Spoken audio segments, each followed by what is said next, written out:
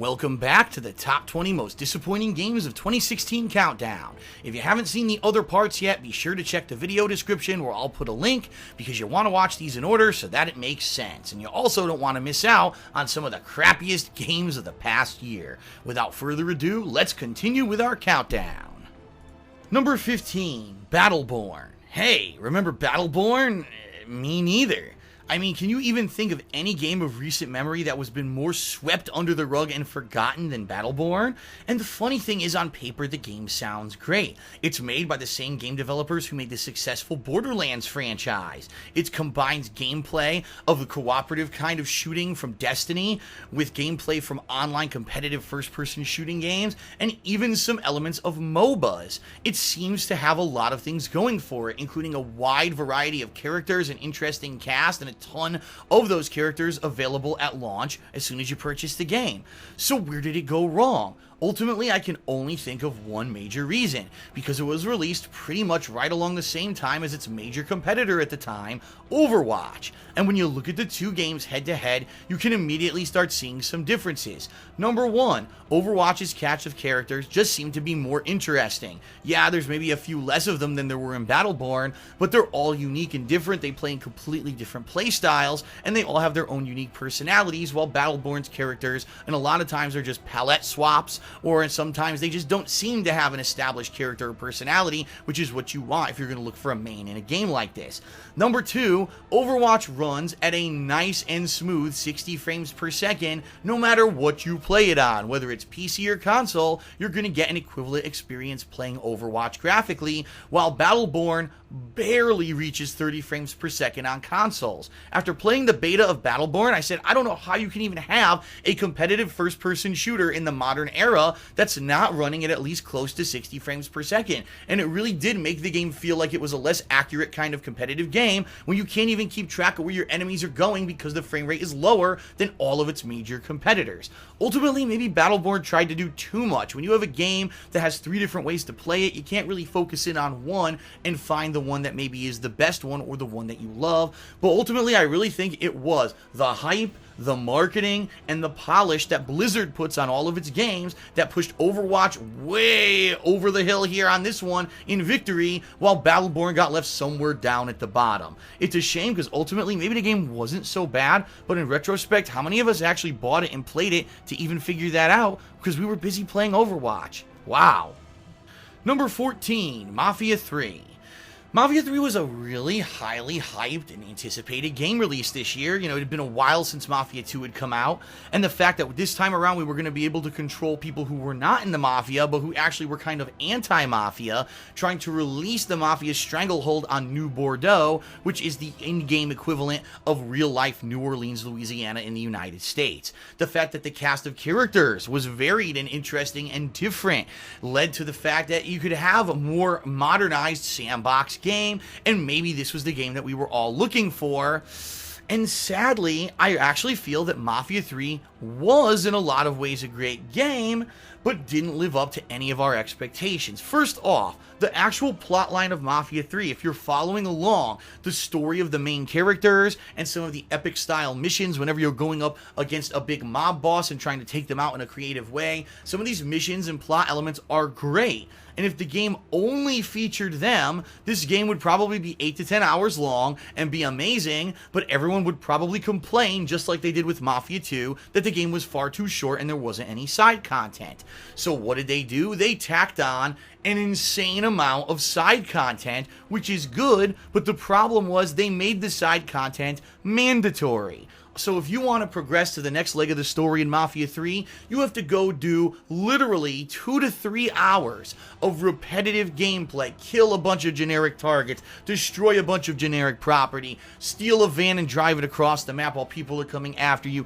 All the kind of really grindy, boring style gameplay that we've seen in sandbox games over the past 10 to 15 15 years. It's all present here in Mafia 3, and sadly, it is not optional. You have to do all of it in order to properly progress the story and get to the next leg of finally interesting content hidden behind the wall of boring grinding. This was a terrible game development choice, and paired with the fact that the game had some wonky driving physics, had some really big bugs and glitches, including cloned NPCs, it just didn't feel like a coherent and or polished experience. It felt like they had two different games, an 8 to 10 hour awesome game and a 20 to 30 hour boring game, and they crammed the boring gameplay into the interesting game to make it longer and pad the length, and ultimately it comes up as a disappointing mess of a game rather than one that feels like a short but sweet experience like Mafia 2 did. So sometimes directly listening to feedback from your gamers and your purchasers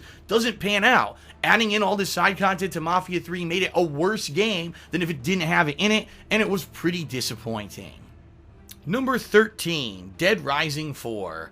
Oh, Capcom, how you've taken all of your long-established, hardcore fan-base followed franchises over the years and slowly transformed them into things that those fans just don't want. They did it with Resident Evil, they did it with Street Fighter, and now they're doing it with Dead Rising.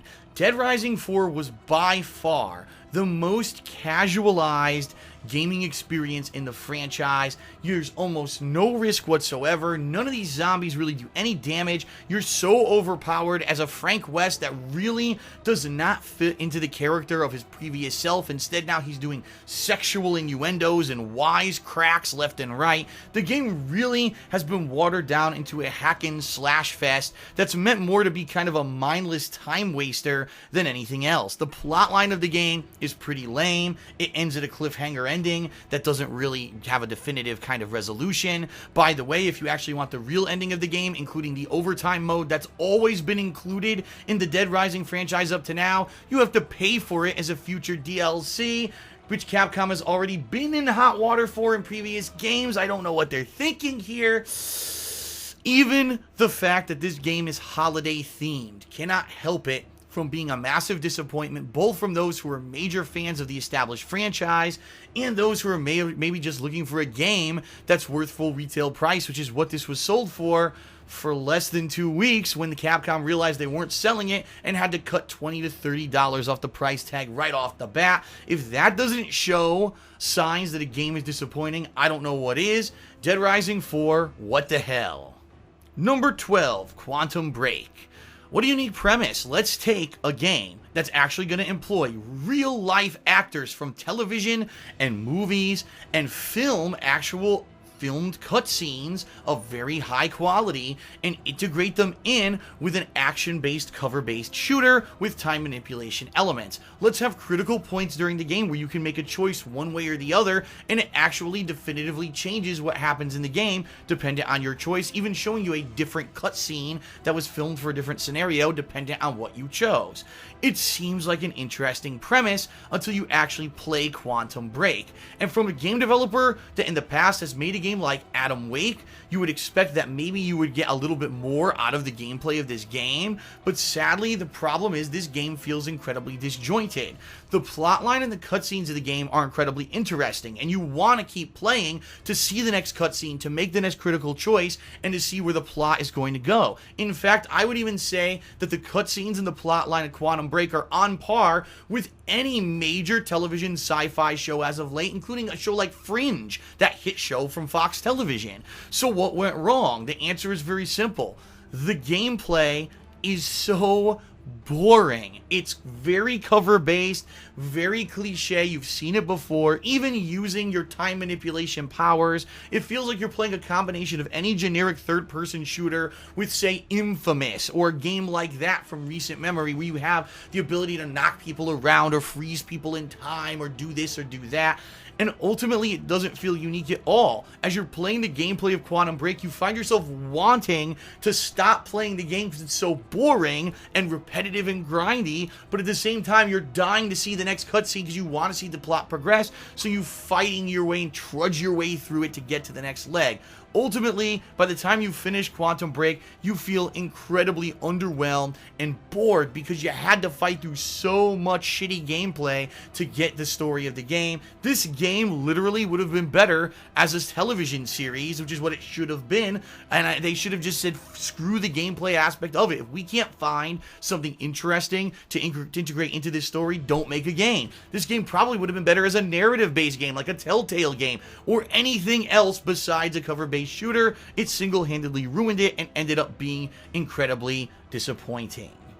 Number 11, Call of Duty Infinite Warfare. Now, hold on before you jump on the hate bandwagon that permeated this game throughout the year of 2016. People seeing the trailers and shitting all over it and basically saying it looks like a game we absolutely have to skip because it looks like basically a cash-in that is not what the fans want anymore. I do agree, and I actually saw those same trailers as you and was kind of the same mentality. But when I finally played it, I ended up finding it disappointing for a completely different reason. Yes, the multiplayer of Call of Duty Infinite Warfare is terrible. It's a bunch of double jumping, wall running, gimmicky, summon drones, mutate into a robot fucking dog bullshit that has nothing to do with an actual competitive first-person shooter. And in fact, if you actually played Call of Duty Modern Warfare Remastered this year, you played an infinitely better game, and it single-handedly shows why Infinite Warfare is such a watered-down piece of crap for the kiddies, rather than something to be taken seriously as a first-person shooter competitive experience. But all that being said, the reason this game is disappointing is not that. It's actually because the single-player campaign of Infinite Warfare is exceptionally good. It's actually the best single-player campaign in some 5 years. It features an interesting cast of characters, great acting, but that's always kind of par for the course when it comes to Call of Duty's campaigns. Where it differs here is that the campaign is robust. It actually has side content missions that you don't have to do, but if you do check them out, it's actually different kinds of gameplay. There's stealth. There's piloting of ships in awesome aerial dogfights. There's a lot of different kinds of stuff to do in the campaign that's never been present before in any Call of Duty game. And the fact that they actually put all this added polish and effort into it, the writing is some of the best writing this year. You actually come to know and like these characters by the end of the campaign, and you almost want to shed a tear when there's the resolution at the end because you've spent a good 10-some hours with these people who you've come to kind of care for. What the hell? Like, what happened here? How did we get such a great campaign in a game and not know about it?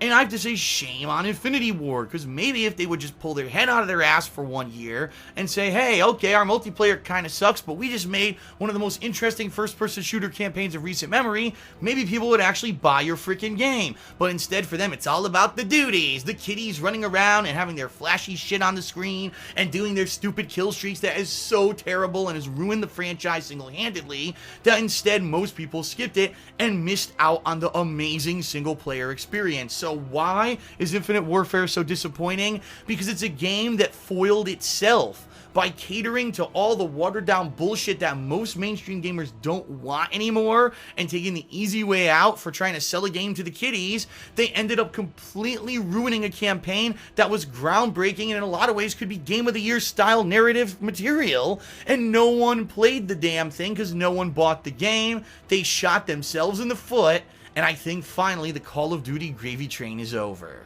Well, that's it for this part. Hope you liked the video, and if you did, please consider giving it a like here on YouTube, and be sure to subscribe to KO Gaming so you don't miss the end of this countdown, as well as other ones coming up in the future. Thanks a lot for watching, and I'll see you next time for the most disappointing games of 2016. Peace out.